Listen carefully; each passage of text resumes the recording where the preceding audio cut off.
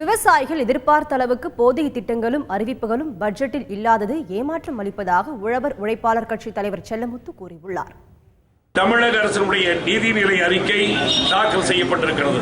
இந்த நிதிநிலை அறிக்கையிலே எல்லாமே இத்தனை கோடி ஒதுக்கப்பட்டிருக்கிறது, அத்தனை கோடி ஒதுக்கப்பட்டிருக்கிறது, வேளாண்மை துறைக்கு 6000 கோடி ஒதுக்கப்பட்டிருக்கிறது, சாலை மேம்பாட்டிற்கு ஆயிரக்கணக்கான கோடி ஒதுக்கப்பட்டிருக்கிறது சொல்கிறார்கள்.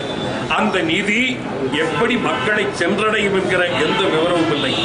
சில திட்டங்களை எல்லாம் 2011ஆம் ஆண்டிலிருந்து ஆன செலவுகளையும் சேர்த்து முதல்வர் கூறியிருக்கிறார். வேளாண்மை துறைக்கு நிதி ஒதுக்கப்பட்டதாக சொல்லுகிறார். ஆனால் மிக சொற்பமான நிதியை ஒதுக்கி இருக்கிறார்கள். கோழி வளத்துக்கு 20 கோடியும் மாடு பால் வளத்துக்கு 25 கோடியும் இப்படி சொற்ப நிதி ஒதுக்கி இருக்கிறார்கள்.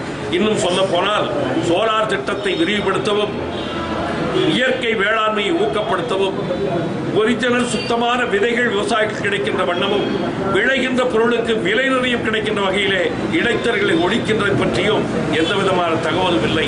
ஆனால் ஒரு மகிழ்ச்சியான செய்தி, விவசாயிகளுடைய பம்ப் செட்டுக்கு வரியை குறைத்திருக்கிறார்கள், கம்பர்சருக்கு வரியை குறைத்திருக்கிறார்கள்.